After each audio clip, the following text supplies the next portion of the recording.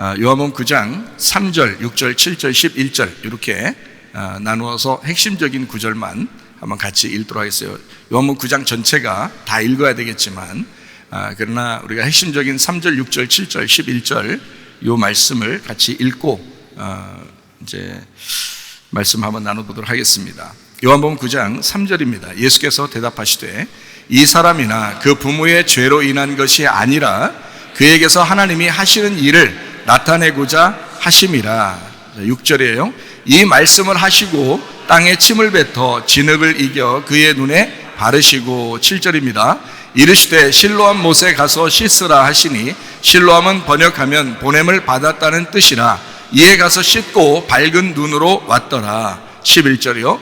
대답하되 예수로 아는 그 사람이 진흙을 이겨 내 눈에 바르고 나더러 실로암에 가서 씻으라 하기에 가서 씻었더니 보게 되었노라. 아멘. 우리 실로암 이야기 참 좋은 내용이고 많은 사람들이 이 이야기를 들으면서 희망을 갖고 소망을 느끼는 그런 또 하나님은 치료의 하나님이다. 소경도 보게 하시는 하나님이다. 얼마나 놀라운 하나님인가라고 하는 것을 서로 이야기하게 되는 참 성경에서 아주 중요하고 핵심적인 그런 내용 중에 하나입니다. 여기 요한복음 9장 1절 2절 한번 보면 예수께서 길을 가실 때에 날 때부터 맹인된 사람을 보신지라. 이제 누가 본 거예요? 맹인이 예수님 본 게 아니라 예수님이 맹인을 보셨다 이랬죠, 그죠? 그러니까 우리는 맹인인데 맹인이 예수님 어떻게 봐요? 못 보죠.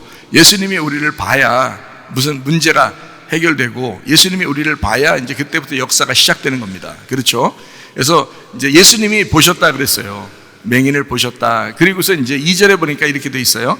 제자들이 물어 이르되 라삐여 이 사람이 맹인으로 난 것이 누구의 죄로 인함이니까 자기니까 그의 부모니까. 이렇게 제자들이 이제 생각할 때 예수님하고 같이 이렇게 있으면서도 제자들이 뭐가 뭔지를 잘 모르는 거예요.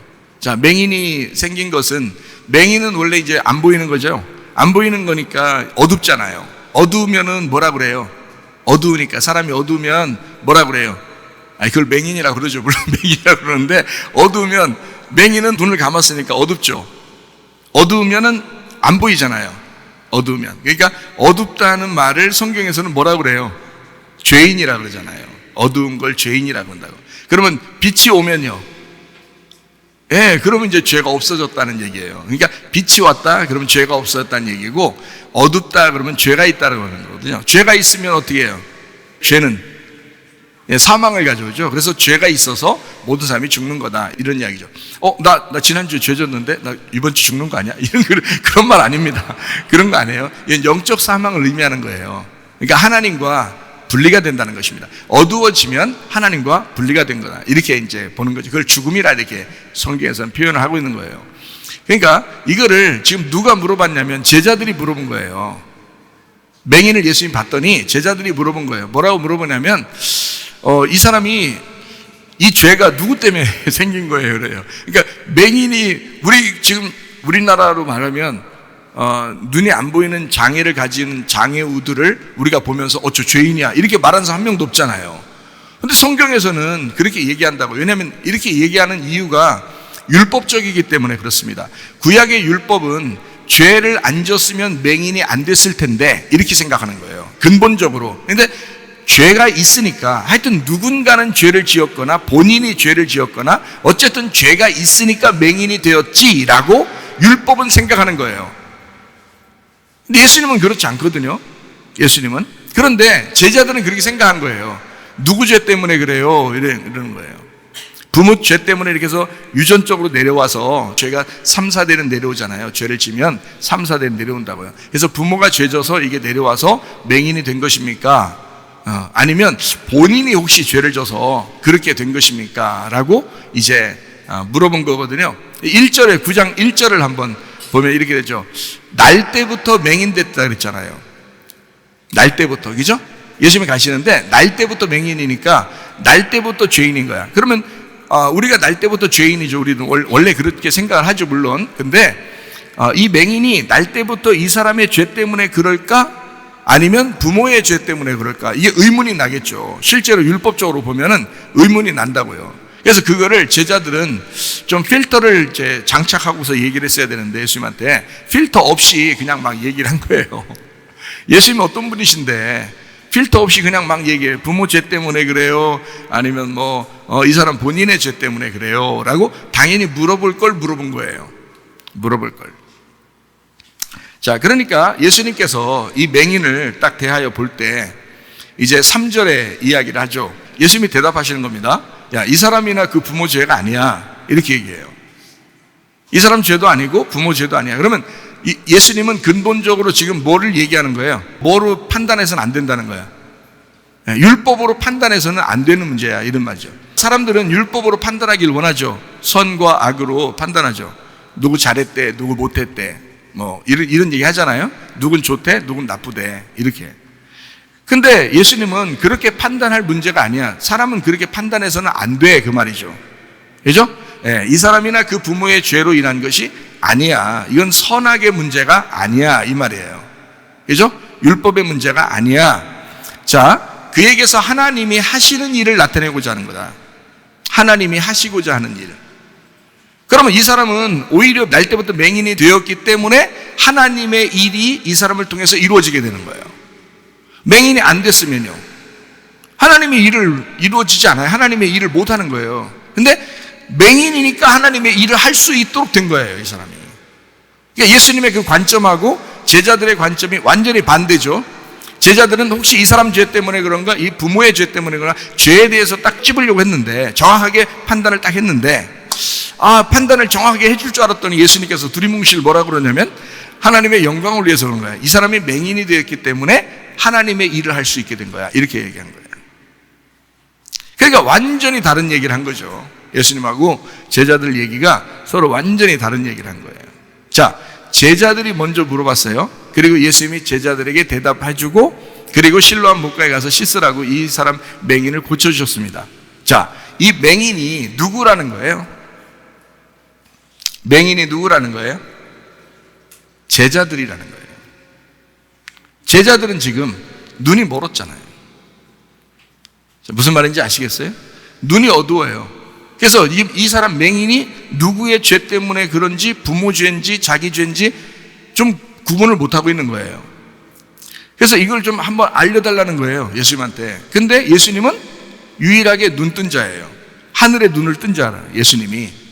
그렇기 때문에 그 제자들한테 사실은 말이야, 하나님 일하러 온 거야. 하나님 일하러. 이게 하나님 일하러 나타난 거야, 이 소경이. 사실 이 소경이 누구냐면 너희들이야. 네가 소경이야. 그래서 예수님이라는 내가 너라는 제자들에게, 너라는 소경에게 내 일을, 하나님의 일을 하러 내가 왔다, 이 말이에요. 그러니까 제자들이 맹인인 거예요. 제자들은 자기들은 눈 안 감았으니까 굉장히 의시되면서 물어봤을 수도 있겠죠. 자기는 괜찮은 사람 아닌가 하면서. 소경은 어쨌든 죄인이니까. 그 당시에는 소경은 무조건 죄인이니까. 근데 예수님은 그 사람을 죄인 취급하지 않았습니다. 오히려 하나님의 일을 한다. 이 사람이 맹인이 되었기 때문에 하나님의 일이 이 사람을 통해서 나타나게 되어 있는 거다. 이렇게 얘기하는 거죠. 그러니까 야, 너희들이, 니네가 말하는 그 맹인의 죄라는 게 너희들이야. 이제 너희들을 통해서 하나님의 일을 이루실 거야. 무슨 말인지 아시겠어요? 예수님이 제자들과 함께 하나님의 일을 이루시는 거예요. 자, 날 때부터 맹인, 이 사람들은 제자들이다. 이 제자들은 어떤 사람인가? 이 사람들이 물어본 거나 바리새인들이 물어보는 거나 똑같아요. 눈뜬 장님인 겁니다. 눈뜬 바리새인들인 거예요.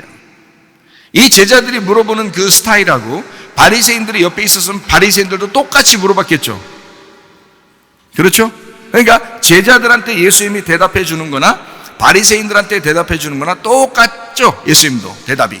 그러니까 예수님의 대답은 제자들이나 바리새인들하고 완전히 반대예요. 그리고 제자들하고 바리새인들은 같은 겁니다. 그죠? 제자들은 날 때부터 맹인이고 눈을 뜬 바리새인들과 똑같다는 거죠. 그럼 이 바리새인들 그리고 제자들은 어떤 것과 똑같은 거냐면 진흙과 똑같다. 진흙. 자, 너희들은 진흙.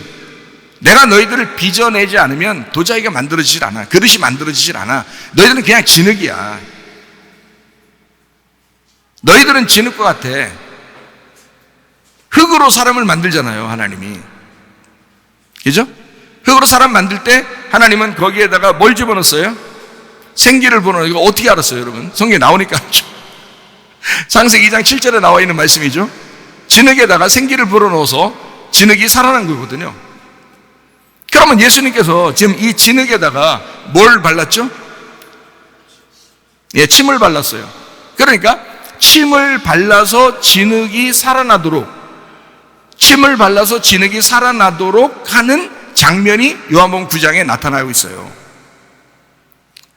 그러니까 진흙은 진흙인데 침을 바르지 않으면 진흙은 살아있는 게 아닌 거예요. 침이 들어가야 되는 거예요. 침. 사람들의 침은 더럽죠. 사람들의 침 때문에 막 바이러스들이 많고 병균이 생긴다고 그러잖아요. 예수님은 하늘에서 오셨죠. 예수님의 침은 병균이 없겠죠. 예수님의 침은 더러운 것이 아닙니다. 예수님의 침은 생기예요. 하늘에서 내려온 유일한 생기, 유일한 물, 하늘에서 내려온 유일한 물, 그 몸 속에서, 예수님의 그 몸에서 나타나는 속에서 나오는 침, 이것은 사람들이 말하는 더러운 침, 바이러스가 많은 침, 이런 거하고 다른 차원이에요. 예수님의 침을 바르셨다, 진흙에다가. 그리고 어디로 가라고 그래요? 실로암으로 가라고 합니다. 그러면 실로암하고 진흙을 바른 침하고 어떻다는 거예요? 같다는 거죠. 그러니까 걸리 가라고 그러지. 틀리면 걸리 가라고 그러겠어요? 같으니까 걸리 가라고 하는 거예요. 침을 바른 그 진흙과 실로암하고 같다는 거죠. 그래서 침 바른 진흙을 거기 눈에다가 붙여주고 실로암 가라는 거예요. 실로암을. 사람이 실로암 가면 모든 게 다 해결되는 줄 알아요. 실로암 가면. 갔다고 해결됐어요? 씻어서 해결됐어요? 씻어서 해결되는 거예요. 자, 침을 바른 그 진흙은 거기서 씻겨져야 되는 거예요. 그래야 실로암에서 눈이 밝아지고 해결을 보는 거예요. 자, 이제 제가 점점 더 이야기를 한번 해볼게요.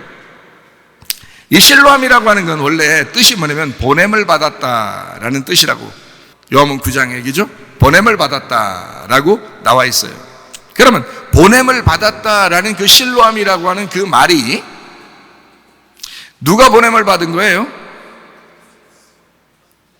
예, 예수님이 하늘에서 이 땅에 보냄 받았잖아요. 하늘에서 이 땅에 예수님을 보냈잖아요. 그죠? 그러니까 보냄을 받았다 그러면 그 실로암이 누구인 거예요? 예수님이잖아요. 실로암이 예수님이잖아. 그렇죠? 보냄을 받았다는 뜻이라 그래서 거기서 씻은 거예요. 그러면 누구한테 씻은 거예요? 예수님한테 가서 씻은 거예요. 실로암은 보냄 받았다는 거니까. 자, 하늘에서 이 땅에 보냄 받았다. 이게 실로암이라 이런 얘기예요. 자, 그러면 제가 이제 여러분에게 조금 더 자세하게 성경을 보기 위해서 여러분은 이걸 성경을 좀 제가 보는 눈으로 좀 봤으면 좋겠다. 제가 보는 눈으로 여러분이 이 성경을 봐야 이게 잘 이해가 될 것이다. 성경이. 그렇지 않으면 성경이 좀 편협적이고 자기 눈으로 볼 수밖에 없죠. 성경을 제가 좀 펼쳐서 여러분과 함께 말씀을 나눠보려고 생각을 하고 있습니다. 바리새인이 있어요. 그리고 맹인이 있습니다. 물론 제자들이죠. 제자들 그리고 바리새인은 같다고 그랬죠. 제자들 바리새인 같아요. 그리고 맹인이 있습니다. 자, 둘은 서로 다른 거예요? 같은 거예요? 같은 거라고 그랬죠. 자, 그러면 또 바리새인하고 제자들은 부자예요? 거지예요? 부자죠. 바리새인들은 부자예요. 그러면 부자하고 거지 나사로가 있어요. 그러면 부자하고 거지 나사로는 같은 거예요? 틀린 거예요? 금방 얘기했죠. 제자들하고 바리새인들하고 같고 맹인하고 바리새인들하고 같고 맹인하고 제자들하고 같다 그랬죠. 그러니까 부자하고 거지하고는 같아요, 틀려요? 같은 거예요. 누가복음 16장에 보면 부자하고 거지 나사로가 있죠. 그럼 부자라는 게 이름이 있어요, 없어요? 거기에 이름이 나와요, 안 나와요? 안 나오죠. 그러면 거지만 이름이 나와요, 나사로라고. 그러면 부자가 사실은 예수님 입장에서는 누구한테 얘기하고 싶은 거예요? 거지 나사로에게 얘기하고 싶은 거예요? 부자라고 하는 이 사람들에게 얘기하고 싶은 거예요? 바리새인들 이런 사람들한테 얘기하고 싶은 거예요? 부자라는 바리새인들한테 얘기하고 싶은 거예요. 예수님은 부자와 거지 나사로의 이야기를, 그죠? 거지들한테 얘기하는 게 아니라고. 그 얘기가 무슨 말인지 알겠어요? 여러분 마음은 심령은 가난해서 여러분 거지 같으니까 아마 예수님이 여러분한테 얘기했으면 좋겠다고 생각하겠지만 부자인 바리새인들 생각해 보라고요. 그 사람들은 희망이 없어요. 이 사람들이 거지가 되기 전에는 희망이 없다고. 그래서 예수님은 부자를 철저하게 거지 만들기 위해서 말씀하는 거거든요. 그래서 부자와 거지 나사로가 있는 거예요, 거기에. 누가복음 16장 19절부터 31절까지 말씀이. 그러니까 부자 나사로, 거지 나사로예요. 부자 나사로가 죽어서 거지 나사로가 되는 거예요. 부자가 죽지 않으면 거지가 못 되는 거야. 나사로가 죽어서 나사로로 부활하는 거예요. 나사로가 죽었더니 나사로로 부활했더니 어디 나와요? 요한복음 11장에 나와요. 요한복음 11장에 나사로가 죽었죠. 무덤에 있는데 예수님이 가가지고 나사로를 다시 끄집어냈죠. 자, 예수님이 뭐 생색내려고 그런 거예요? 하나님의 영광을 위해서 그렇다고 했어요. 하나님의 영광을 위해서 그를 살린 거란 말이에요. 자, 실로암 못에 가서 맹인이 눈을 뜬 거하고 요한복음 11장에 나사로가 부활한 거하고 똑같죠. 그죠? 그래서 나사로가 나올 때 어떻게 해서 수건으로 이렇게 쌓였었잖아요. 수건으로 쌌다는 얘기는 눈이 안 보였다는 얘기예요. 맹인이란 얘기예요. 그래서 예수님한테 오니까 그 수건을 벗겨주라 그러죠. 예, 눈을 뜨게 된다. 밝게 보게 된다는 얘기죠. 같은 얘기를 하는 거예요. 맹인이 눈을 뜨게 되었다. 그 말은, 자, 맹인이 눈을 감았는데 실로암 못에 가서 씻었더니 눈을 뜨게 되었다. 어떻게 됐다는 얘기예요? 부활했다는 얘기입니다. 부활했다. 자, 그러면 이제 여기서 이제 또 조금 더 생각을 더 해보죠. 누가복음 15장에 보면 잃은 양 드라크마 탕자의 비유가 나옵니다. 그렇죠? 그러면 탕자라고 하는 사람이 있어요. 탕자가 돌아온 탕자죠. 탕자가 돌아온 탕자가 됐잖아요. 아버지가 아들 둘이 있었는데 둘째 아들이 나갔어요. 탕자가 됐단 말이에요. 그러면 거기 집에 있는 형이 있거든요. 형. 그러면 그 사람은 뭐예요? 의로운 사람인가요? 누구를 얘기하는 걸까요? 예수님이 얘기할 때 탕자에 대한 이야기도 그냥 얘기로 해주는 거거든요. 얘기할 때 처음에 있었던 형은 누구를 얘기하는 거예요? 예수님이요. 바리새인들을 얘기하는 거예요. 유대인들을 얘기하는 거라고. 그럼 그 사람들이나 나간 탕자나 똑같다는 거예요? 아니면은 틀리다는 거예요? 똑같다고 그러는 거죠. 바리새인과 지금 맹인은 똑같다고 얘기했죠. 무슨 말인지 알겠어요? 예, 부자와 거지 나사로는 똑같다 그런 얘기했죠. 그게 우리 마음 안에 있는 거라고. 다른 사람 얘기를 하는 게 아니라고요. 누군 부자고 누군 가난하고 누구는 눈을 감았고 누구는 눈을 떴고 이게 아니라 우리 속에 내 눈으로 보는 것이 있고 내 눈으로 보지 못하는 게 있단 말이에요. 내 속에. 그래서 난 내 눈으로 보지 못합니다 하면 하나님의 일이 이루어지는 거고요. 내 눈으로 보겠습니다 그러면 그 사람은 맹인되게 만드는 거라고. 하나님의 뜻이라는 거예요. 자, 점점 이야기를 더 해봐요. 자, 그래서 돌아온 탕자가 나오는 거거든요. 탕자가 나갔다가 돌아온 탕자로 돌아온다. 자, 구약 성경에 보면 사울 왕이 있고 다윗 왕이 있습니다. 사울 왕이 살아있을 때는 다윗이 왕이 될 수가 있어요, 없어요? 없죠. 그러면 사울 왕이 있을 때 사울은 아말렉이라는 사람들을 자꾸 살려줘요, 죽여요? 살려줍니다. 아말렉을 자꾸 살려줘요.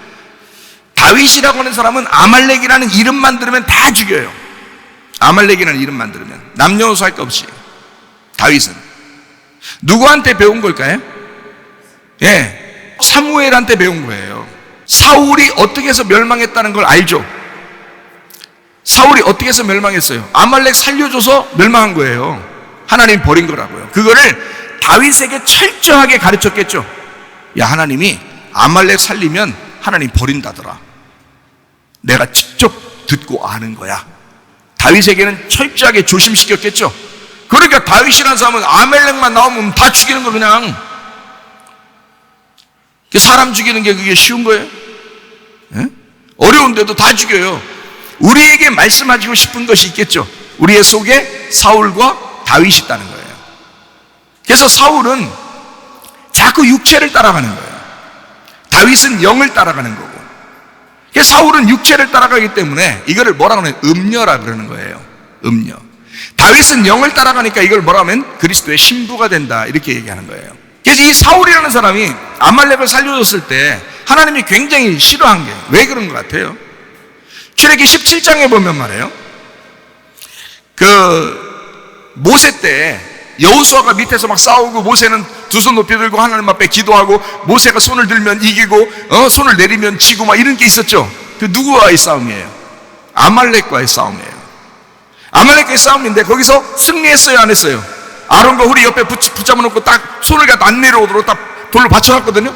그러니까 안 내려오죠. 그러니까 계속 승리하지. 그래서 이겼어요. 이기니까 여호와 니시 그랬어요. 여호와 니시가 뭐라고 했어요? 여호와는 승리하시는 여호와라고 했죠. 그런데 해석을 뭐라고 써놨다고요? 출애기 17장에 여호와가 대대로 아말렉과 더불어 싸워서 이기시리로다 이렇게 써놨어요.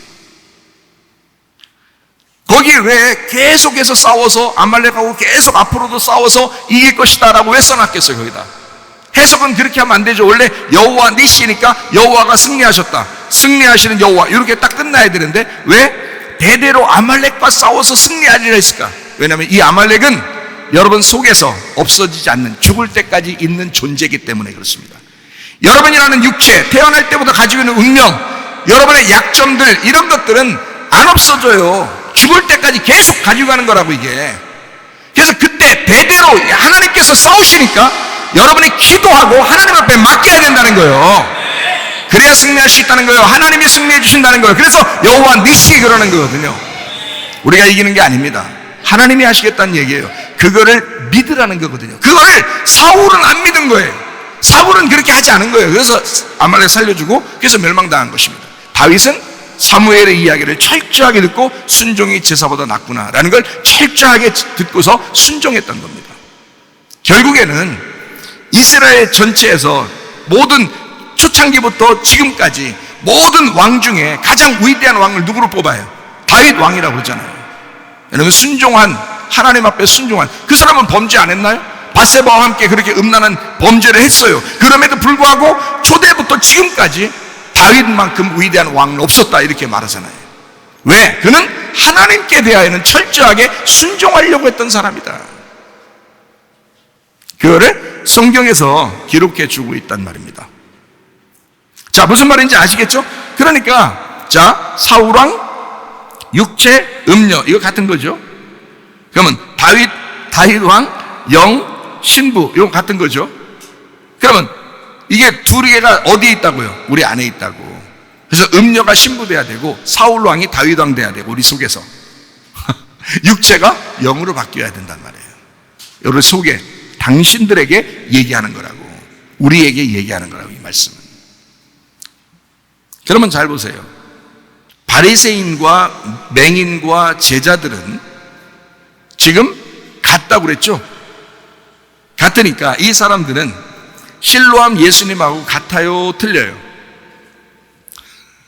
지금 다 같다고 해야 돼. 왜냐하면 저 아까 같다고 계속 얘기하고 있잖아요 지금. 그러니까 무조건 일단 같다고 얘기하고 그 다음에 왜 같은지 설명을 하라고 해야죠. 실로암 예수님하고 같은 겁니다. 예수님이 이 땅에 왜 보냄받았어요? 왜 왔어요 예수님이? 여러분이 죄 없으면 예수님이 내려왔을까? 그럴 필요 없죠. 우리가 죄인이니까 내려왔잖아. 왜요? 죄인 돼서 죽으려고 온 거예요. 죄인으로서 죽으려고. 그렇죠? 우리 때문에 그런 거야. 우리를 너무너무 사랑하니까. 예수님이 먼저 우리를 찾아오셔요? 우리가 예수님 먼저 찾아요? 예수님 먼저 찾아요. 왜 먼저 찾는다고 그래요? 노집사가 아까 아침에 오자마자 예수님이 우리를 더 먼저 찾는 거 이제 알았어요. 그래서 왜? 그러니까 예수님이 우리를 더 그리워하니까. 맞아요. 여러분이 예수님을 그리워하는 것보다 주님이 여러분을 더 그리워하니까 주님이 찾는 거야. 남녀가 사귀어도, 남편과 아내가 둘이 살아도 더 더 그리운 사람이 더 찾는 거야. 더 그리워하는 사람이 먼저 찾는 거야. 노집사네 집은 노집사가 먼저 찾는가 봐요.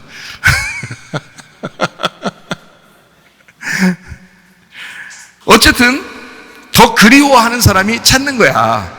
무슨 말인지 알겠죠? 그러니까 예수님이 찾을 수밖에 없지, 우리를. 여러분이 아무리 예수님 찾으려고 해도 예수님만큼 그리워하진 않을 거 아니야.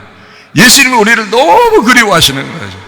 예수님 우리를 더 사랑하시니까 우리를 먼저 찾아오시는 거예요. 그러니까 실로암 예수님도 역시 우리 때문에 오신 거란 말이에요. 그러니까 우리의 속에 지금 맹인도 있고 예수님도 있고, 무슨 말인지 알겠어요? 바리새인들도 있고 제자들도 있고 맹인도 있고 예수님도 있고. 무슨 말인지 알겠죠? 우리 속에 있는 거지. 어떤 사람은 맹인이야, 저 사람은 바리새인이야, 뭐 저 사람은 뭐 예수님 성품을 닮아서, 이렇게 구분하겠냐고. 그 구분하는 네가 선악과야. 네 속에 있어야지. 이 말씀이 네 속에, 너를 위해서, 이 말씀은 너에게 말씀하는 거야지, 이 말씀이. 자, 무슨 말인지 좀 아시겠죠? 아브라함 품 보세요. 부자가 거지 나사로가 돼서 아브라함 품에 들어가잖아요. 그럼 아브라함 품하고 거지 나사로하고 하나죠. 근데 그 거지 나사로는 부자였었던 사람이 죽으면 거지 나사로가 된다니까요. 근데 안 죽으니까 지옥 가는 거야. 부자 나사로가 안 죽으면 지옥 가는 거고, 죽으면 거지 나사로가 되는 거예요. 그러니까 자꾸 죽으라고 그러는 거예요. 그게 복음이라고. 죽음이 있어야 부활한다고. 그래서 십자가와 부활이 복음이라고 나오는 거예요. 무슨 말이야? 근데 안 죽어. 그렇게 말을 해도 안 죽어. 그렇게 말을 해도 안 들어. 가정들에서도요, 어지간하면 이제 다 화해해. 네? 다 화해하고 서로 네 것도 내 거, 내 것도 네 거, 응? 이렇게 살아야지. 네 것도 내 거, 내 것도 내 거, 이렇게 살면 안 돼. 응? 네 건 내 거고 내 건 네 거야. 이렇게 해서 서로 각자, 우리는 하나야, 이렇게 살아야지. 자꾸 네 건 네 거야, 내 건 내 거고, 이런 사람도 있고, 네 건 내 거야, 내 건 내 거고. 이건 아주 그냥 그건 바리새인이고. 바리새인 죽으라고 성경에 나와 있지, 바리새인을 그대로 천국에 가는 사람 어디 있어? 없죠. 지옥 가죠. 다 안 되지. 서로 사랑해야지. 서로 사랑해야 돼. 하나가 되는 거야. 서로 사랑은 하나 되는 거야. 하나님이 우리를 사랑하기 때문에 우리 죄인이어도 괜찮아요. 교회 나와도 돼요. 어떠한 죄를 지었어도 우리 교회 나오면 돼요. 괜찮아요. 하나님이 사랑이시니까. 여러분 사랑하십니다. 어떠한 죄, 그러니까 여러분이 구분하는 그게 선악과고, 그게 뱀이 하는 일이에요. 그러나 우리 하나님은 우리를 모두 다 사랑하는 거야. 그래서 주님을 우리 보고, 야, 너 이 죄 짓지 마, 이 죄 짓지 마. 아니, 죄가 한두 가지 하지. 그거를 그렇게 많은 걸 이거 하지 마, 저거 하지 마. 어떻게 하겠어요? 다른 말 안 해. 주님 뭐라 그러면, 네가 날 좀 알았으면 좋겠어. 나의 사랑을 깨달았으면 좋겠어. 내 마음 좀 알았으면 좋겠어. 그거 하나예요. 예수님은 그거 하나. 그럼 네가 내 마음만 알잖아? 네가 성경 말씀 알잖아? 네가 말씀 잘 듣고 순종하려고 하잖아? 그러면 죄는 그냥 없어져. 죄는 안 짓게 된다고. 너는 영적인 사람이 된다고, 하늘의 사람이 된다고, 이 세상의 사람이 안 된다고. 하나님은 그렇게 우리에게 요구하는 거예요. 사랑하니까. 나만 봐, 나만 바라봐, 그러잖아요. 주님은 이 세상 다 바라보면서, 우리가 솔직히 세상 다 바라보고 싶고 다 바라보면서 주님 바라보니까, 주님이 언제 미워한다 그러죠? 여러분을. 제가 언제 여러분 설교하면서 여러분 하나님이 여러분 미워하시다 언제 그래요? 안 그러잖아요. 다 사랑한다니까요. 스님도 사랑하시고, 이단 교주도 사랑하고, 록밴드 가수도 사랑하고, 다 사랑해요. 여러분도 사랑하고, 다 사랑하신다고요. 그러면 다 사랑합니다에 거기에 끼겠어요? 자기가 주님을 사랑하는 곳에, 그곳에 끼겠어요? 내가 주님을 사랑하겠습니다, 거기에 껴야지. 그게 교회죠. 그게 신부고 그게 교회라. 그거 만들려고 하는 거예요. 나는 너를 정말 사랑해, 네가 날 좀 알았으면 좋겠어. 그러면 이제 주님을 알죠. 주님 알면 알수록 주님을 사랑하게 되죠. 그죠? 주님 사랑하라고 주님께서 자기의 사랑을 알려주는 거거든요, 우리에게. 그러니까 우리 마음속에 다 있는 거다. 이 성경에 나와 있는 건 우리 마음에서 다 얘기하는 거다. 그래서 아브라함의 품, 그게 돌아온 탕자예요. 돌아온 탕자. 나가는 탕자 말고, 나가는 탕자는 맹인이었어요. 맹인으로 나갔다가 눈 뜨고 돌아오는 거예요. 맹인으로 나갔다가 눈 뜨고 돌아오는 거예요. 하나님의 아들이 되죠. 그게 어린 양입니다. 맹인이 나갔다가 돌아오는 탕자가 될 때는 맹인이 어린 양이 되는 거죠.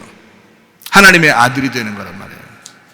자, 조금 더 이야기를 해야 여러분이 좀 더 설명을 듣고 이해할 수가 있어요. 좀 더 보겠습니다. 요한복음 9장 3절 말씀 한번 보겠어요. 예수께서 대답하시되 이 사람이나 그 부모의 죄로 인한 것이 아니라 그에게서 하나님이 하시는 일을 나타내고자 하심이라. 자, 하나님의 하시는 일을 나타내고자 맹인이 되었다라는 말입니다. 그렇죠? 지금 이 부분을 제가 지금 잘못 해석한 거 아니죠? 하나님의 일을 나타내고자 맹인이 된 거야 라는 말이잖아요. 그죠? 거기 맹인이 된 거야 라는 말 없는데요, 목사님. 이렇게 하지 말고 읽으라고, 그냥 국어로 읽으라고, 국어처럼 읽어보라고요.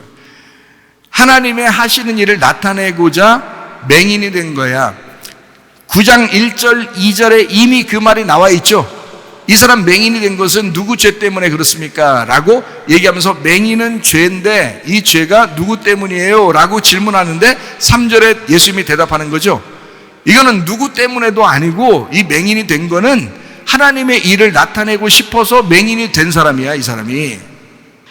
자, 이 사람 훌륭해요? 안 훌륭해요? 이 사람이 참 훌륭합니다.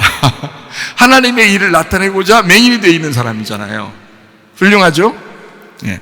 요한복음 11장 우리가 한번 봐요. 요한복음 11장하고 똑같으니까 한번 잠깐 보는 거예요. 요한복음 11장 11절 봅니다. 이 말씀을 하신 후에 또 이르시되 우리 친구 나사로가 잠들었도다. 그러나 내가 깨우러 가노라. 이게 바로 맹인이 되었노라 이 말입니다. 그죠? 잠들었노라, 맹인이 되었노라. 그러니까 깨우러 간다, 눈을 뜨게 한다 이 말이잖아요. 그죠? 자, 15절 내가 거기 있지 아니한 것을 너희를 위하여 기뻐하노니 이는 너희를 믿게 하려 함이라. 그러나 그에게로 가자 이랬습니다. 그러니까 이게 참 잘된 일이야, 참 기쁜 일이야, 하나님의 영광을 위한 거야, 하나님의 일을 나타내고 싶어서 그런 거야 라는 얘기죠. 그죠? 같은 얘기죠. 그죠? 요한복음 9장하고 같죠? 자, 25절 예수께서 이르시되 나는 부활이요 생명이니 나를 믿는 자는 죽어도 살겠고. 그러니까 죽음과 부활이 같이 나오죠. 여기서 부활은 죽음에서 나오는 거예요. 그러니까 죽음과 부활은 같은 거야 이런 거죠. 죽으면 산다 이렇게 돼 있죠. 그죠? 네, 그렇게 25절에 나와 있는 말이죠. 26절 무릇 살아서 나를 믿는 자는 어떻게 되는 거예요? 영원히 죽지 않냐 이것을 네가 믿느냐 이랬어요. 살아서 나를 믿는 자는 누구밖에 없어요? 예수님밖에 없죠. 그죠? 예수님밖에 없어요. 원래 살아있는 자는 예수님밖에 없어요. 다 모든 인간은 어떻게 돼야 돼? 죽었다가 살아나야 돼요. 모든 인간은. 그래서 여러분 고통이 있고 슬픔이 있고 괴로움이 있는 거예요. 인생은. 그 가운데 예수님 발견하라고 하는 거예요. 그 가운데. 그러니까 원래 살아있는 자는 영원하신 분은 예수님밖에 없어요. 네. 그래서 우리가 죽었다가 살아나잖아요. 그러면 다시 죽지 않는다는 거예요. 그래서 영원하다는 거야. 다시는 죽지 않기 때문에. 죽었다가 살아나면 이제 예수님과 똑같아지는 거예요. 그래서 하나님의 아들 되는 거야. 그러니까 다시는 죽지 않죠. 그걸 네가 믿느냐 이렇게 얘기하는 거예요. 자, 40절 예수께서 이르시되 내 말이 네가 믿으면 하나님의 영광을 보리라 하지 아니하였느냐 하시니. 자, 그냥 소경이 그냥 눈 떴어요? 씻어야 눈 떠요? 씻어야 눈 떠요. 자, 44절입니다. 죽은 자가 수족을 배로 동인채로 나오는데 그 얼굴은 수건에 쌓였더라. 예수께서 이르시되 풀어놓아 다니게 하라 이랬습니다. 그러니까 막힌 게 있었는데 그걸 풀어야 된다는 거 아니에요. 그죠? 막힌 게 있었는데 풀어야 된다. 똑같아요. 눈이 이게 막혀 있으면 맹인이라고 그러고 그걸 풀으면 눈 떴다 그러는 거예요. 맹인이 눈 감아 있으면 죽었다 그러는 거고 맹인이 눈을 뜨게 되면 부활했다 그러는 겁니다. 자, 무슨 말인지 아시죠? 그러니까 부자 나사로가 죽고 거지 나사로로 부활한다 이 말이에요. 제가 말하는 거 이해가 되시겠죠? 무슨 말인가? 자, 내 뜻이 죽고 아버지 뜻이 부활해야 된다는, 살아나야 된다는 거지. 자, 음녀가 죽고 신부가 다시 살아나야 된다는 거지. 우리 속에서. 무슨 말인지 알겠죠? 누가복음 15장 13절이요. 그 후 며칠이 안 돼요. 둘째 아들이 재물을 다 모아가지고 먼 나라에 가서 거기서 허랑방탕하여 그 재산을 낭비하더니 이랬습니다. 탕자가 된 거죠. 탕자. 예. 둘째 아들이 탕자가 되었다 이 말이에요. 누가복음 15장 30절 말씀. 아버지의 살림을 창녀들과 함께 삼켜버린 이 아들이 돌아오매 이를 위하여 살찐 송아지를 잡으셨나이다. 자, 형이 얘기한 거예요. 그러니까 집 안에 탕자예요. 집 안에 탕자, 형님이. 그리고 둘째 동생은 집 나간 탕자가 된 거고요. 그래서 집 안에 있는 탕자가 집 나간 거와 같은 거란 말이에요. 그리고 돌아와야 돼. 그래서 아버지는 형한테 상속을 물려주지 않고 돌아온 탕자 둘째 아들한테 자기 상속이라는 반지를 넘겨줍니다. 누가복음 15장은요. 왜냐하면 죽었다가 부활해야 되기 때문에 그래요. 여러분이 교회 다닌다고 그냥 무조건 다 된다는 게 아니라 여러분도 죽으셔야 부활하는 거야. 죽으셔야. 죽었다 부활해야 진짜 상속자가 되는 거예요. 하나님은 그거를 요구하는 거라고요. 그래서 맹인된 탕자를 통해서 하나님의 일을 하는 겁니다. 맹인된 탕자를 통해서 하나님의 일을. 자, 탕자가 나가가지고 누구랑 놀았어요? 창기들하고 놀았다 그랬잖아요. 창기가 누구예요? 우리 아니에요? 우리가 다 하나님 믿는다고 하면서 세상 좋아하는 창기 아닙니까? 그렇죠? 예수님이 누구랑 놀고 싶어 하겠어요? 우리랑 놀고 싶어 하는 거예요. 탕자가 나가가지고 그 창기들하고 논단 말이에요. 다 허비했어요. 아버지 재산 가지고 가가지고. 그 아버지 재산이 뭔데요? 사랑이에요. 사랑을 나눴다고요. 아버지 재산이 뭐예요? 말씀이에요. 아버지가 뭐 말씀이신데 말씀이신 하나님이 뭐 가지고 있겠어요? 말씀 가지고 있지. 그럼 말씀이신 하나님을, 그 재산을, 말씀을 나누었다는 얘기예요. 그러니까 진짜 아들은 둘째 아들이었던 거야. 그래서 아버지가 과감히 자기의 재산을 나누어서 보내는 거예요. 여러분, 그 나가지 말라면 안 나가지, 솔직히. 안 그래요? 근데 일부러 보내는 거야. 왜요? 나갔다 들어와야 되거든. 아버지 거를 알려줘야 되거든. 가서 아버지 거를 나눠야 되거든. 그래서 실제로 이 아들은 다 허비하고 나눠줬어요. 그리고 돌아오게 됐다고. 자, 이렇게 성경을 보는 사람이 많지 않아요. 그런데 자, 우리는 이제 이렇게 봐야 돼. 가만히 생각해 보니까 그렇죠? 누가 들어도 마찬가지죠. 자, 아버지의 재산을 허비했다. 당연히 허비해야 되는 거지. 아버지의 재산이 사랑인데 사랑을 당연히 나누어야지. 당연히 사랑을 허비해야지. 말씀인데 그 말씀을 당연히 허비해야지. 당연히 나누어야지. 제 속에 아버지의 재산이 있을 거 아닙니까? 하나님의 재산이라는 말씀이 있을 거 아니에요. 그거를 제가 나누는 거예요. 여러분에게 허비하는 것입니다. 이해가 되시겠어요? 그러면 창기들이 들을 때 너무 좋은 거야. 창기들이 노를 때 그 아들만 있으면 너무 행복한 거예요. 왜냐면 그 아들이 다 하나님의 사랑을 알려주니까, 그 아버지의 하나님의 말씀을 막 알려주니까 창기들은 너무 좋은 거야. 너무 행복한 거야. 그 둘째 아들이 왔을 때 창기들이 막 너무 좋은 거야. 자, 그래서 예수님이 이 땅에 오셨을 때 거지, 소경, 창녀들, 세리들, 죄인들, 이런 사람들이 다 예수님 따라다녔어요. 왜? 좋으니까. 예수님하고 같이 있으면 행복하니까. 예수님은 하나님의 사랑을 자기들에게 나눠줘서 자기들을 미워하지 않으니까, 자기들을 죄인 취급하지 아니하고 자기들을 좋아하니까, 예수님이 그러니까 너무너무 좋은 거예요. 그러니까 예수님하고 같이 다니는 거예요. 그래서 그 사람들은 먼저 구원을 받는 거다. 예수님이 그러죠. 부자들은 그러지 않죠. 바리새인들은 그러지 않죠. 예수님하고 같이 따라다니지 않습니다. 이해가 되시겠어요? 무슨 말인가? 네. 자, 진짜 눈 감고 어둠 가운데 이 땅에 오신 분이 누군가? 예수님이에요. 요한복음 1장 5절 봅니다. 빛이 어둠에 비치되 어둠이 깨닫지 못하더라. 자, 빛인데 어디로 왔다고요? 어둠으로 왔다고요. 요한복음 1장 10절 말씀. 그가 세상에 계셨으며 세상은 그로 말미암아 지은 바 되었을 때 세상이 그를 알지 못했다. 세상은 뭐니까? 어둠인데. 어둠이니까 빛이 오는 거예요. 빛이 빛 안에 가겠어요? 그럴 필요가 뭐 있어요? 빛인데 빛 안에 뭐하러 가겠냐고. 무슨 말인지 아시겠어요? 빛이니까 어둠 찾아서 가는 거야. 하나님은 캄캄한 곳에 계시겠다고 하셨습니다 라고 할 때 그 말은 뭐냐면 빛이니까 어둠을 찾아다니는 거예요. 세상이 어두우니까 예수님이 오시는 거야. 여러분이 죄인이라고 느껴질 때 여러분 내가 죄인이니까 하나님이 날 싫어할 거가 아니라 내가 어둠이라고 느껴질 때 그때 주님이 찾아오신다 이 말이에요. 이해가 되시겠습니까? 예. 그러니까 주님은 어둡다고 생각되는 그 어둠 가운데 있는 곳에 주님이 오신다. 창세기 1장 2절 땅이 혼돈하고 공허하며 흑암이 기쁨 위에 있고 하나님의 영은 수면 위에 운행하시니라. 땅이 어떻게 됐다고요? 예, 어두워졌다고요. 창세기 1장 1절에는 태초에 하나님이 천지를 창조 하늘과 땅을 창조했는데 창세기 1장 2절에 땅이 어두워졌다고요. 그래서 창세기 1장 3절에 빛이 와가지고 그 땅을 밝혀주는 거라고요. 그게 예수님이라고. 그게 첫 번째 창조를 예수님이라고 한다고요. 그래서 예수님은 물론 구약성경 마지막에 예수님이 태어나시죠. 그리고 신약성경을 이루셨죠. 그런데도 이 예수님을 빛이라고 그러기 때문에 빛은 처음으로 창조된 성경의 첫 번째 창조된 빛 예수님이다라고 얘기하는 거예요. 그래서 그 예수님의 형상대로 인간을 만드신 거예요.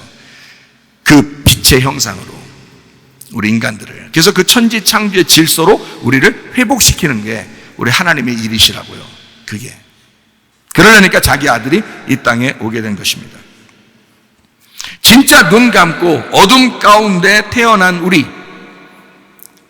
우리들에게 주님이 찾아오셨다. 빛이 찾아오셨다라고 말씀하는 겁니다. 자, 요한복음 9장 6절 말씀입니다. 이 말씀을 하시고 땅에 침을 뱉어 진흙을 이겨 그의 눈에 바르시고. 땅에 침을 뱉어 진흙을 이겨 눈에 발랐다. 요 말이요. 땅에라고 하는 이 말을 제가 찾아보니까 카마이라고 돼 있어요. 카마이. 이 카마이라는 단어가 어떤 단어냐면 갈라진 틈이란 단어입니다. 갈라진 틈.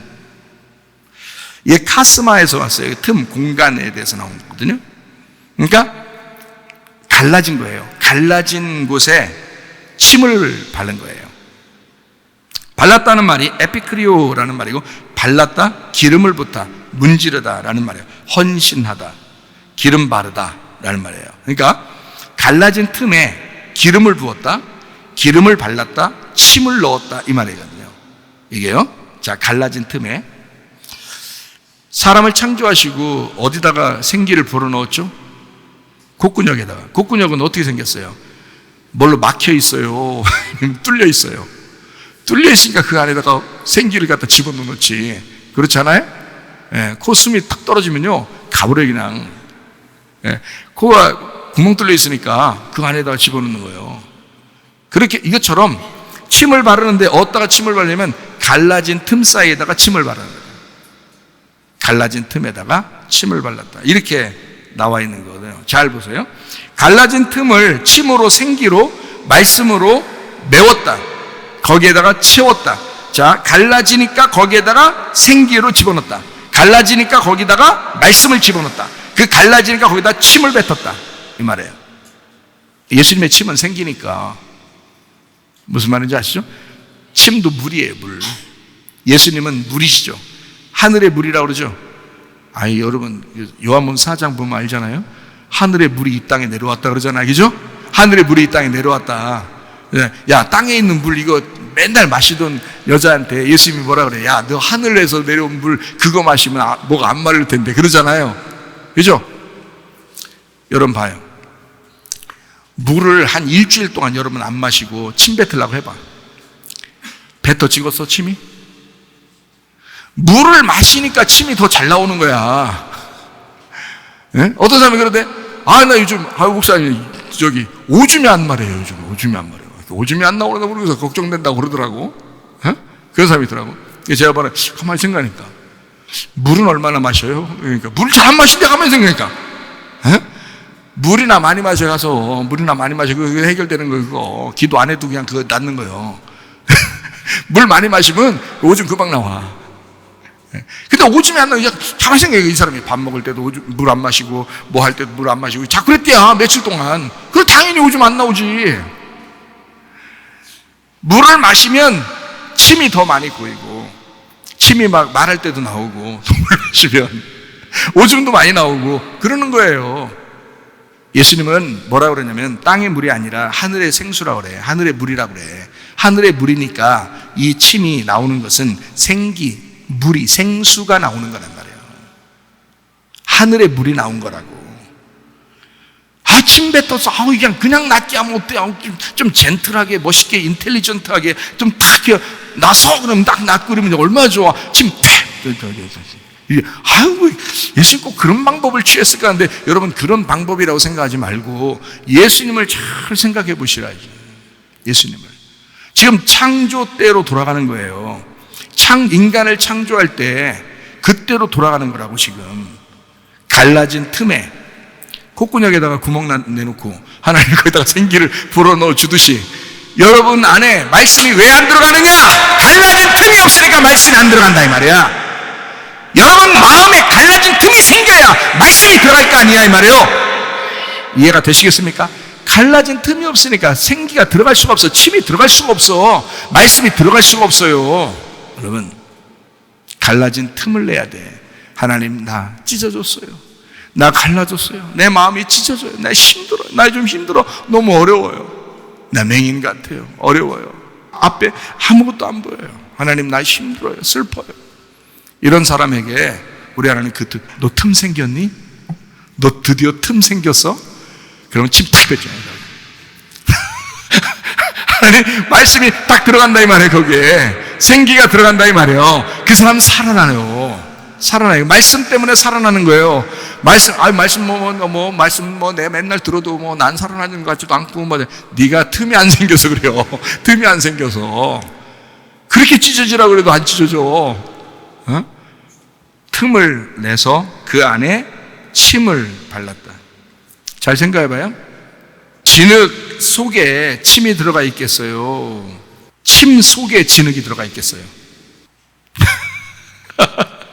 어렵죠? 다시 쉽게. 진흙 속에 침이 들어가요? 침 속에 진흙이 들어가요? 진흙 속에 침이 들어가는 거야. 진흙 속에. 말씀이 여러분 속에 들어가는 거야. 응? 말씀이 여러분 속에 들어가는 거야.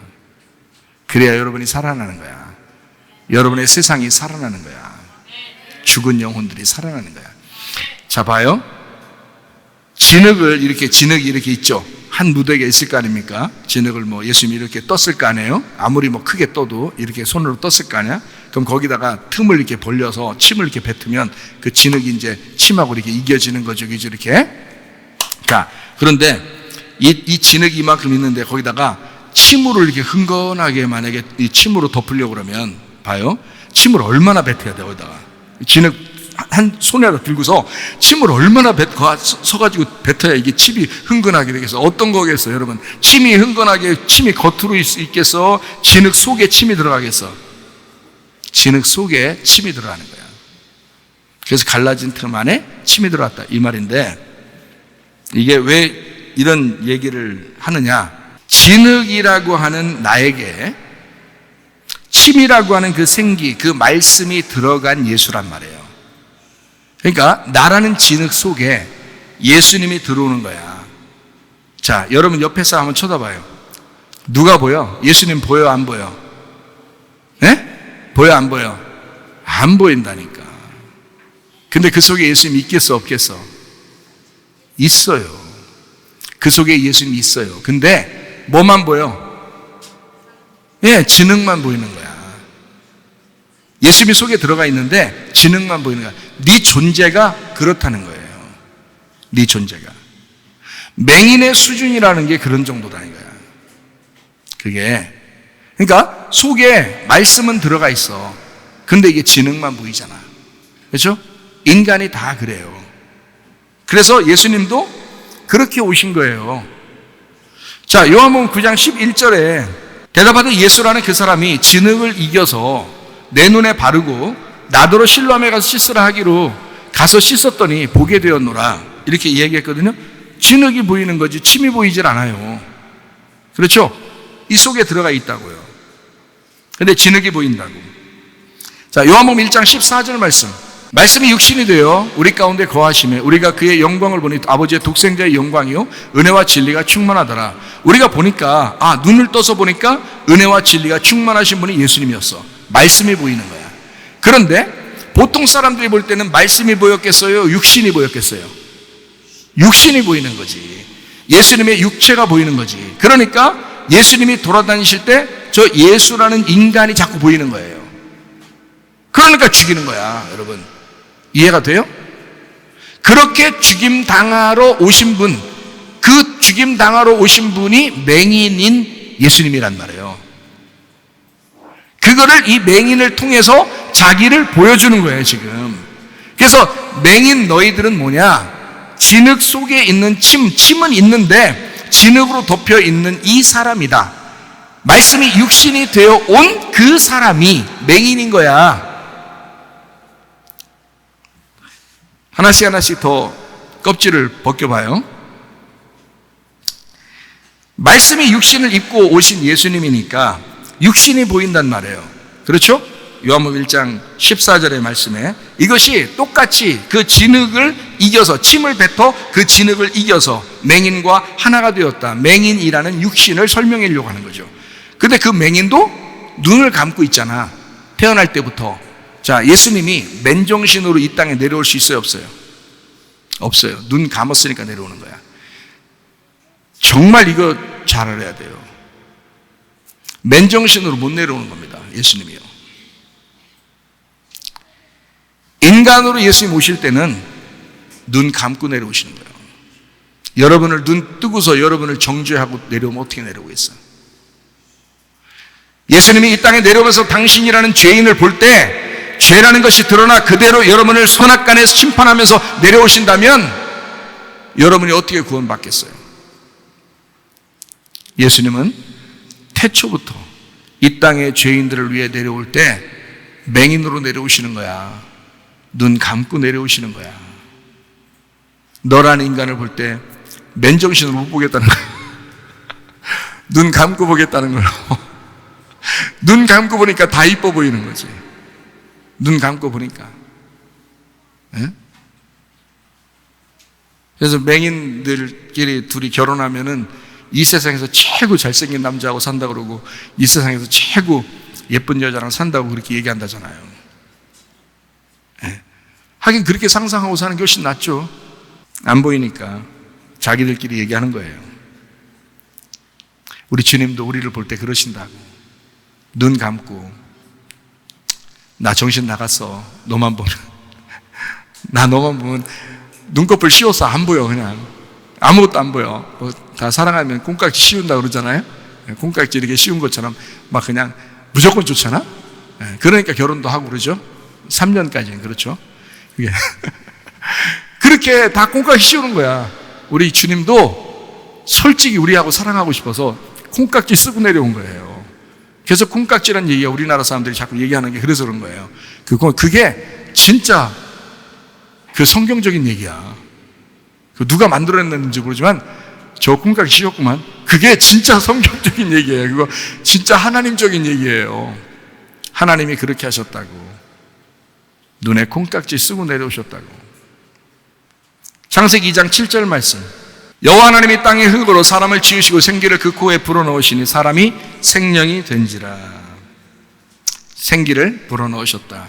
뭔지 아시겠죠? 생기라는 말씀을 우리 안에 집어넣으셨다 이 말이에요. 그랬더니 사람이 보이는 거지. 나라는, 그죠? 나라는 사람이. 그러나 내 속에 보이지 않지만 그 말씀이신 주님이 계신 거죠.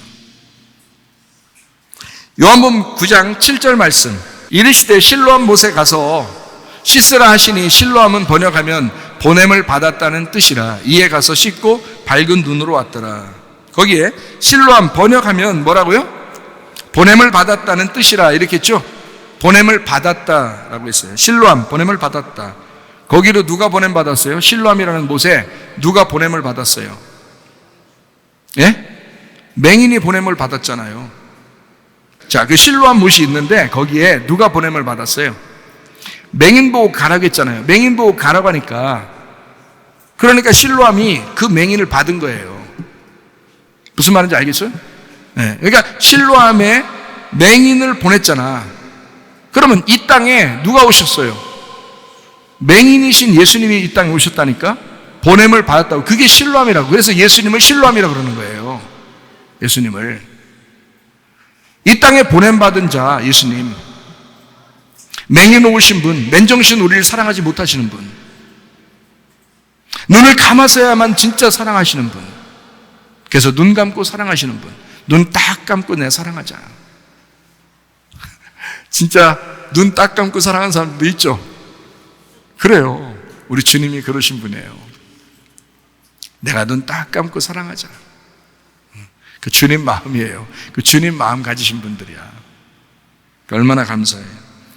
실로암이라는 게 시로아흐라고 되어 있습니다. 시로아흐. 이게 신의 실로암이라는 단어인데요.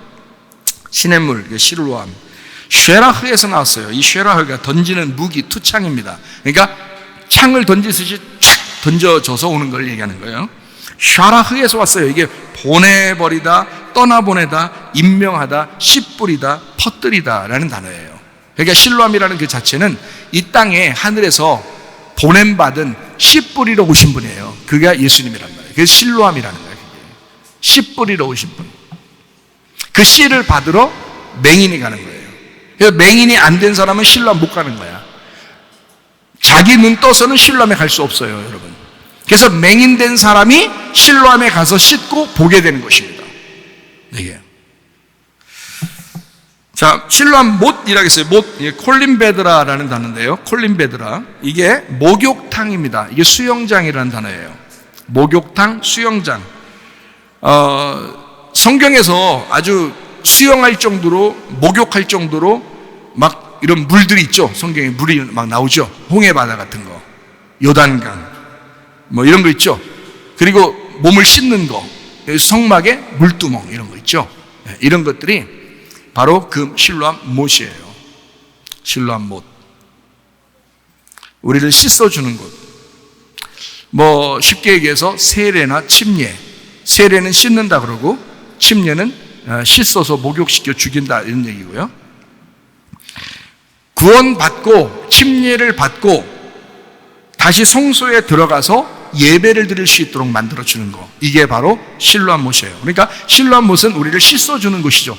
자, 성막에 들어갑니다. 번제단을 지나서 물두멍이 있어요. 물두멍을 지나야 성소에 들어가거든요. 그래야 예배가 성립되거든요.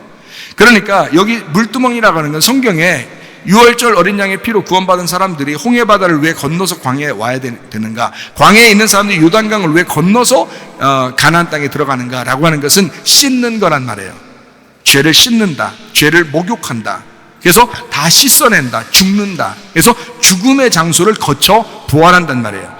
광야에서 보면 애굽에서 나올 때 홍해바다를 들어가 죽고 광야에서 보니까 부활해서 올라오는 거죠. 요단강에 또 들어갈 때 죽고 그다음에 요단강에서 나올 때 가나안 땅에 들어갈 때 부활해서 나오는 거잖아요. 가나안 땅에서 보면 부활해서 나오는 거고 광야에서 보면 죽으로 들어가는 거고. 그죠? 애굽에서 보면 죽으로 들어가는 거고 광야에서 보면 부활해 나오는 거고 이렇게.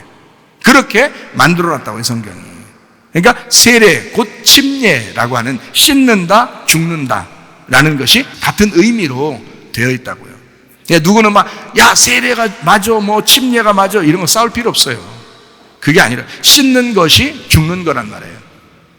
그러니까 실로암 못에 가서는 어떻게 해야 돼요? 실로암 못에 가면 씻는 거예요. 죽는 거란 말입니다. 거기서 실로암 못에서 우리가 예수님한테 나와요.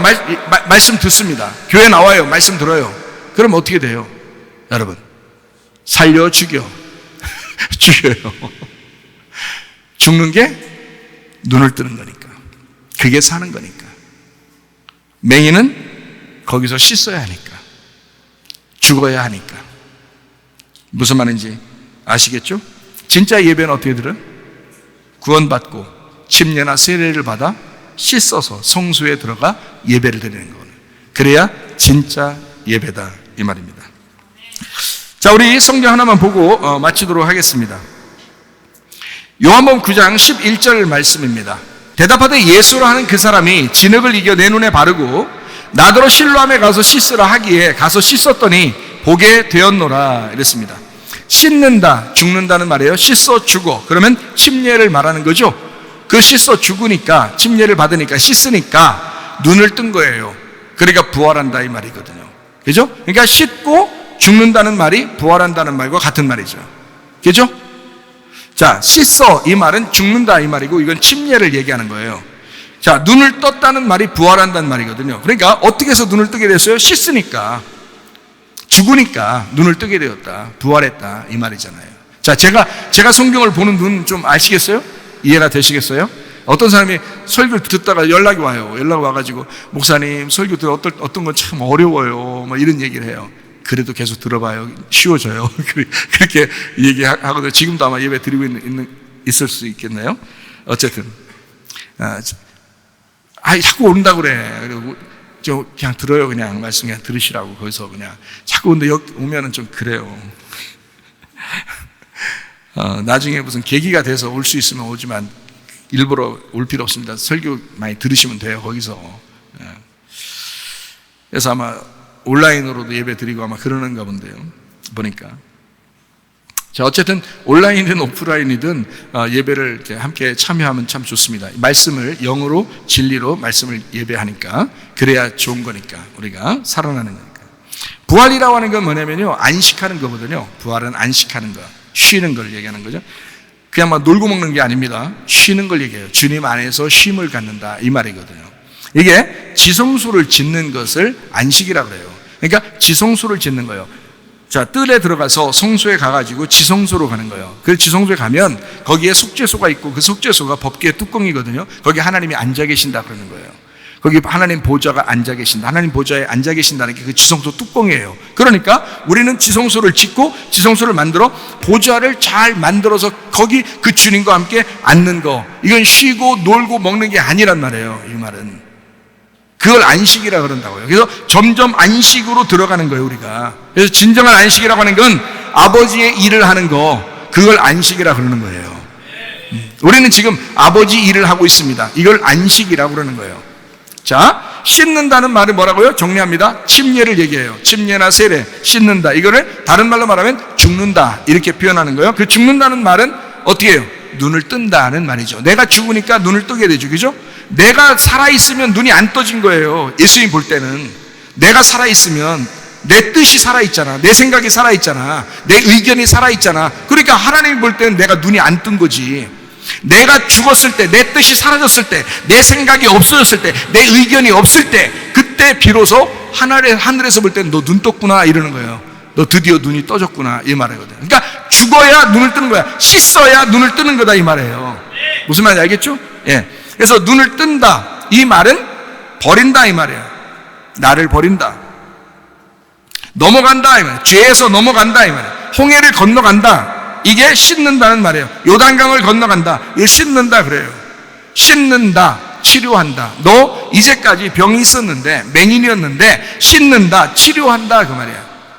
무슨 말인지 알겠죠? 씻는다, 치료한다. 그걸 안식한다 그래요. 안식한다. 안식한다, 이게 다른 말로 말하면 너 부활했다. 너 네 죄 가운데 수고로이 살았는데 이제는 너 부활했다 이 말이거든요. 자, 그러면 이 부활하는 것은 내가 스스로 힘을 내 가지고 하나님 나라에 간다는 게 아니라 침노에서 천국을 차지하는 걸 얘기하는 거예요. 침노한다 이 말이에요. 이게 내 힘이 아니죠. 내가 죽었으니까 하나님의 힘이 들어왔고, 하나님의 힘으로 지금 천국을 막 침노에 들어가고 있잖아요.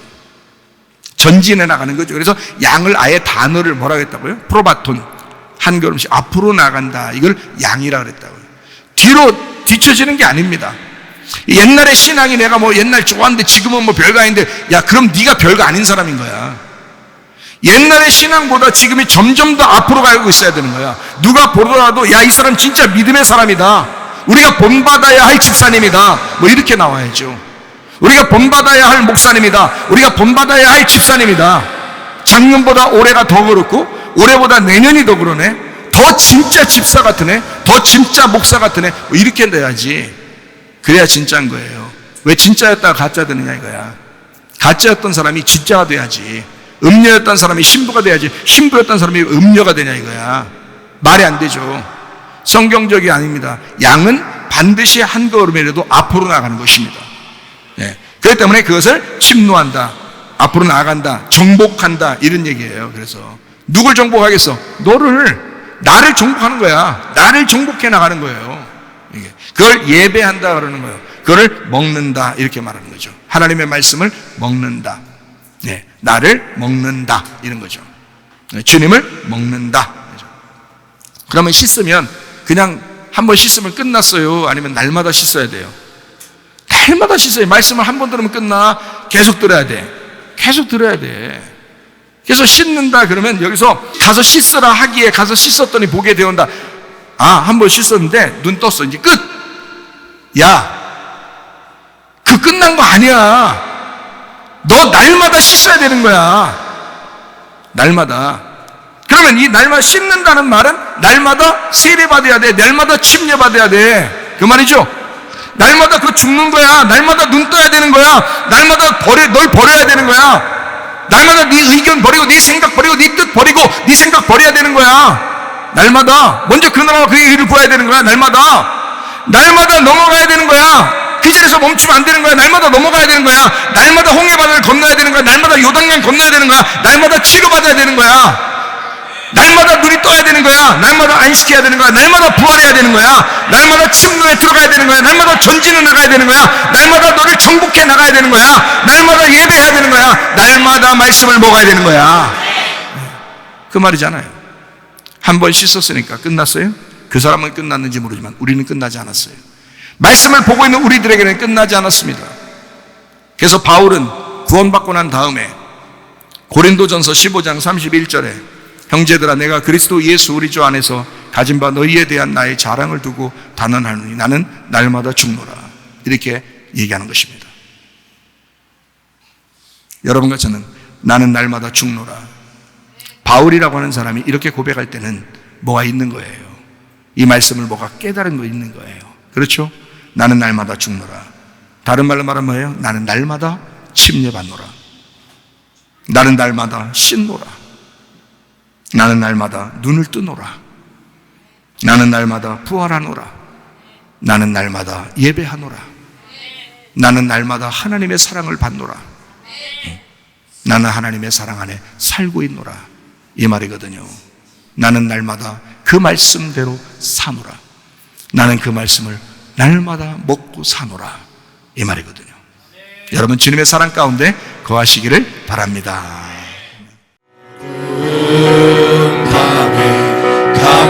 캄캄한 밤에 새벽을 찾아 떠난다. 종이 울리고 닭이 울어도 내 눈에는 오직 밤이었어. 오 주여 당신께 감사하리라. 실로암 내게 주심을 나에게 영원한 사랑 속에서 떠나지 않게 하소서. 우리가 처음 만난 그때는 차가운 새벽이었어. 주님 마음속에 여명이 있으니 나는 이길 수가 있었어. 오 주여 당신께 감사하리라. 실로암 내게 주심을 나에게 영원한 사랑 속에서 떠나지 않게 하소서. 우리 한번 기도하겠습니다. 우리 하나님 앞에 기도합니다. 하나님 내 눈을 열어주시옵소서. 내가 실로암 목가에 가서 씻고 보기를 원하나이다. 기도합니다.